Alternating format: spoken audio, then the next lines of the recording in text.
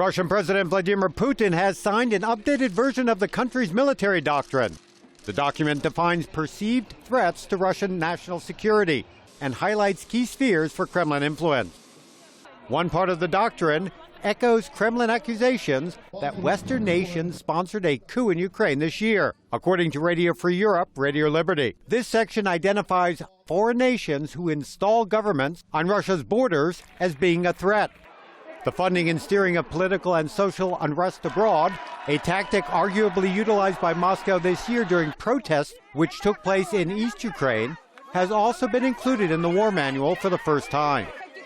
The shooting down of Malaysia Airlines flight MH17 over East Ukraine was followed by a Kremlin propaganda campaign, which sought to blame Ukraine.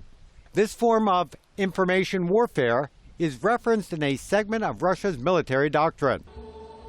Following the Ukrainian parliament's decision to revoke the country's neutral status, NATO expansion in Eastern Europe is identified as the biggest threat to Russian national security within the doctrine. The conventional use of Russian armed forces is also promoted in the document, which fits with NATO's identification of increased Russian Air Force activity near its borders with Estonia, Latvia, and Lithuania. Russian Foreign Minister Sergei Lavrov and Putin have both spoken out recently over their belief that Western nations are using sanctions as a mechanism to engineer regime change in Russia.